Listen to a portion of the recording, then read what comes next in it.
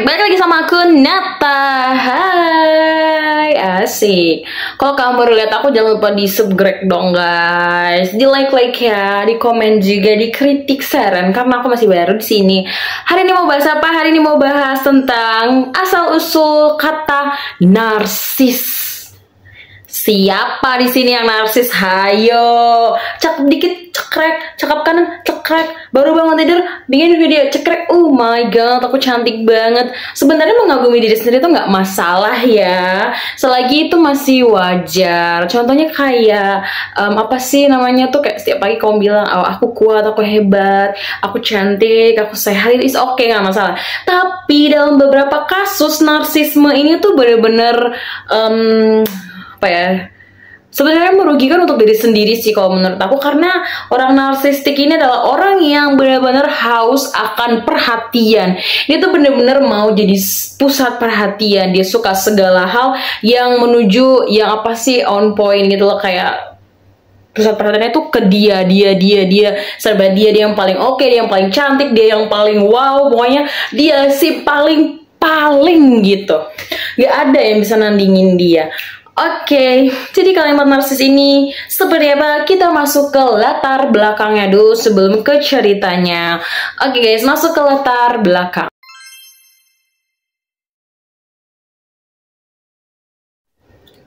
Latar belakang si Narcissus. Jadi si Narcissus itu sebenarnya versinya itu banyak, bukan banyak sih ya. Ada beberapa versi. Ada versi yang bilang kalau sebenarnya si Narcissus ini berasal dari dewa sungai Cephissus dan juga ibunya Nympha Liriope. Tapi Nonus juga mengatakan bahwa sebenarnya Narcissus ini berasal dari Dewi Bulan Selene yang menikah dengan kekasih Vananya yang bernama Endymion.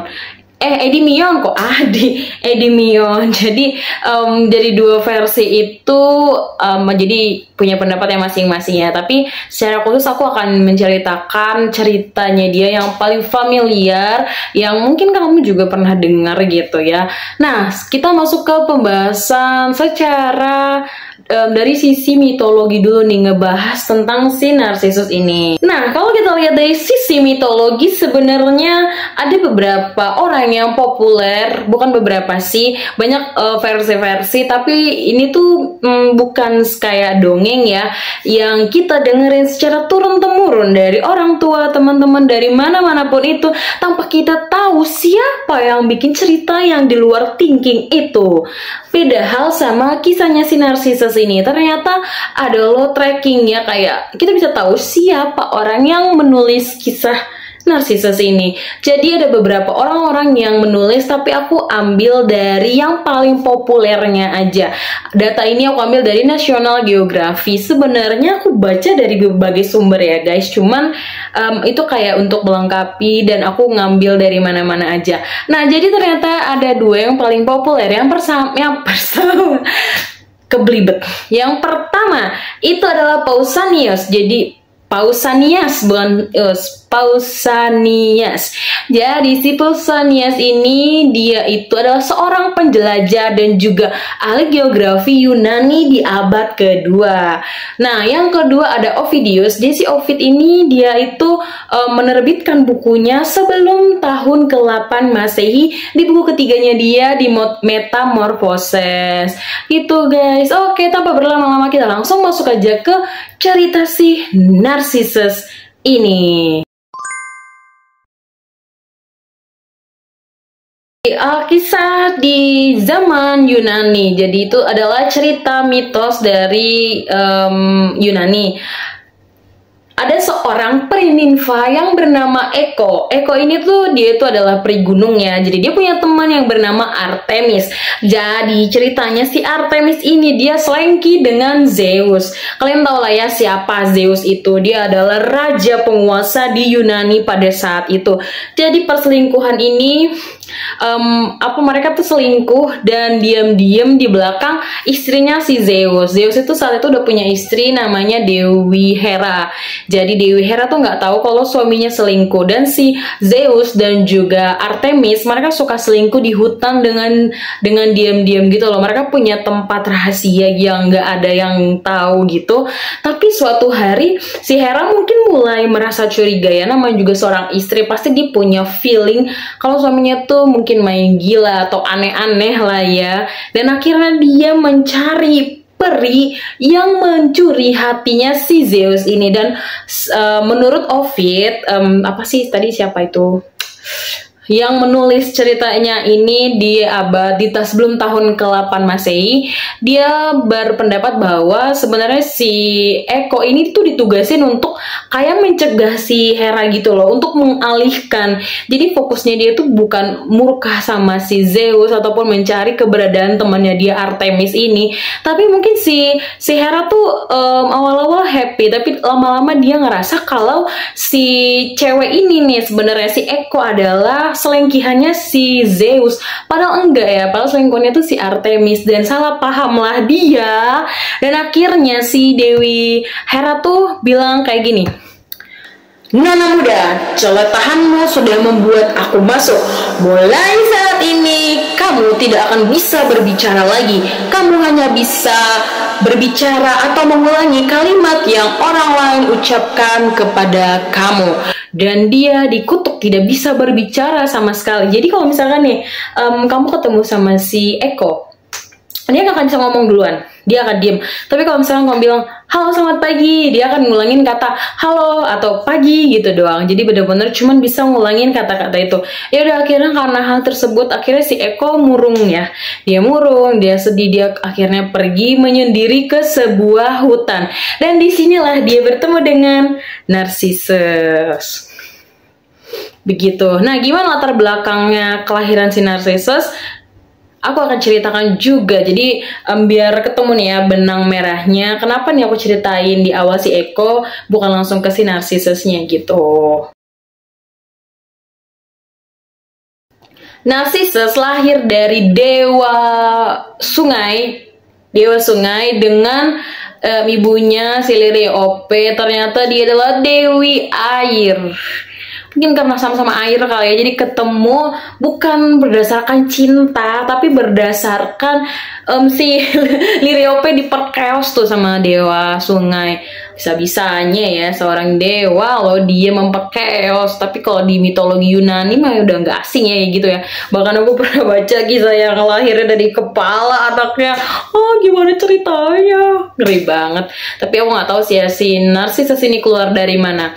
Cuma jadi ngomongin keluar dari mana.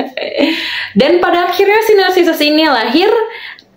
Si Liriope tuh dia mikir kayak, aduh anak gue ini lahirnya hidupnya bakal lama gak ya. Dan akhirnya dia pergilah ke seorang peramal yang bernama Tiresias. Jadi dia bertanya, apakah anak aku akan lama umurnya? Terus akhirnya si peramal itu bilang, anak kamu akan lama hidupnya kalau dia tidak melihat dirinya sendiri.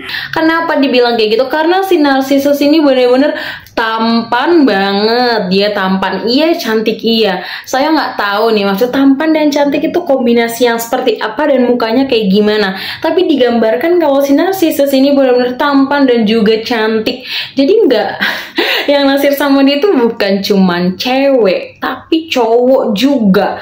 Oh iya, for your information, Narcissus ini seorang laki-laki ya guys. Jadi dia digambarkan sebagai seorang laki-laki, dan yang naksir sama dia itu ya semua gender gitu. Laki naksir, cewek juga naksir. Tapi sayang seribu sayang, si Narcissus ini nggak pernah mau nerima siapapun. Dia nggak tertarik sama cewek ataupun cowok yang selalu datang sama dia, yang ngungkapin cinta, yang ngungkapin perasaan, yang bener-bener suka sama dia. Dia tuh ngerasa kayak nggak ada yang pantas sama dia gitu. Dia selalu ngerasa ya gue ini layak untuk dicintai aja sama semua orang, tidak untuk dimiliki sama seseorang, hati-hati nih. Kalau kamu kayak gini, jangan-jangan kamu juga narsis nih, bahaya nih, bahaya nih. Oke, lanjut. Jadi suatu hari si narsisus ini hidup dan tumbuh besar, nggak tahu ya sebesar apa, tapi dia tumbuh dan dia punya teman-teman. Dia nggak pernah ngelihat dirinya sendiri. Maksudnya ngelihat dirinya sendiri itu kayak bercermin ya guys. Kan di zaman itu ada cermin gak sih? Harusnya ada ya. Kayaknya ada sih, tapi pokoknya dia berhasil lah ya, tumbuh dan gak pernah ngelihat dirinya sendiri. Suatu hari dia berjalan-jalan di hutan sama teman-temannya berburu. Jadi kan mereka rombongan tuh, jalan-jalan cukup-cukup. Nah, si narsisus terpisah sama teman-temannya. Akhirnya dia tersesat kan, dia kebingungan, ini di mana, aku di mana, teman-teman di mana. Dicari teman-temannya nggak ketemu. Sampai suatu ketika ketemulah dia dengan si Eko. Kan si Eko tadi setelah dikutuk sama Hera ke hutan. Dia benar-benar menyendiri di hutan. Dia nggak mau kemana-mana. Dan dia ngeliat si narsisus sama kayak perempuan-perempuan lain. Pandangan pertama, asik. Dia jatuh cinta tuh sama si narsisus. Dia ngeliat, wow, tampan banget gitu kan. Dia mau ngajakin si narsisus ngomong, kenalan gak bisa, dia gak bisa ngomong. Dia cuma bisa nungguin narsisus ngomong duluan dan sadar sama keberadaannya dia. Aduh, sakit banget ya. Nunggu orang lain sadar sama keberadaan kita yang naksir sama orang gitu, sakit juga ya. Jadi dia ngikutin tuh si narsisus kemanapun dia pergi, sampai suatu ketika dia sadar, kok kayak ada yang ngikutin gue ya. Dan dia ngomong gini, "Hey, siapa di sana?" Karena si Eko cuma bisa ngulang-ngulang, akhirnya si narsisus ngomong gitu, dia jawab, "Di sini," gitu. "Siapa di sini?" "Siapa di sana?" "Iya, siapa di sana?" Kan si narsisus bilang, "Siapa di sana?" Terus si Eko jawab, "Di sana," gitu. Jadi kayak dia cuma ngulangin kata-katanya. Dan akhirnya mereka berpandangan. Si Ninfa ini, si Eko, dia berusaha untuk mendekat ke arahnya si narsisus. Dia menjulurkan tangan kayak pada perempuan umumnya, malu-malu kucing. Dia menjulurkan tangan, kenalan. Dia maksudnya tuh mau kenalan ya. Cuman si narsisus yang ngerasa kalau dia tuh cantik ya, cantik dan juga tampan, merasa tidak pantas dimiliki oleh orang lain. Dan dia berpikir lebih baik gue metong daripada harus dimiliki sama orang lain. Gue tuh terlalu tampan gitu, terlalu luar biasa untuk dimiliki. Dan akhirnya apa yang terjadi? Seperti biasa, seperti pada umumnya, dia selalu bersifat dingin, egois, dan juga sombong. Tanpa menerima uluran tangan itu, dia langsung ngedorong si Eko. Jadi kayak itu tuh udah kayak penolakan cinta. Kalau zaman sekarang tuh beda ya. Kalau misalkan ditembak, kita jawab, "Oh maaf ya, nggak dulu," gitu. Tapi kalau zaman itu maybe caranya seperti itu ya, diajak kenalan nggak diterima, malah didorong. Dan si Eko tuh mikir, oh berarti cinta gue ditolak. Karena dia tuh bener-bener kepalang naksir banget itu sama si narsisus, bener-bener cinta banget, kayak pandangan pertama langsung, "Oh duniaku runtuh olehmu," gitu. Dan akhirnya dia sedih, dia menangis, dia lari, dia bersembunyi di sebuah entah dimanapun tempat yang benar-benar nggak bisa diakses sama orang-orang gitu loh. Dia benar-benar nangis, dia meratapi kesedihan karena ditolak sama si narsisus. Dia nggak makan, dia nggak minum sampai kurus, dan akhirnya dia meninggoy. Dia karena dia adalah seorang peri, dia menjadi debu-debu dan hangus. Si dewa balas dendam tuh bukan dewi balas dendam ngeliat itu kesel ya. Dia geram banget nih ngeliat si narsisus. Semua orang ditolak sama dia, semua orang kayak dia tuh bersombong banget gitu, narsis banget sama dirinya sendiri. Dia ngerasa kayak dirinya cakep banget gitu, jadi dia sombong. Kira dia tuh dengan kesal ngebawa si narsisus. Aku nggak tahu ngebawanya gimana, apakah diangkat kayak gini atau memang dibuat kayak pengalihan isu. Maksudnya kayak seolah-olah dia jalan ke sungai, nggak sengaja ngelihat dirinya sendiri, bayangannya di sungai itu, dan dia jatuh cinta sama dirinya sendiri.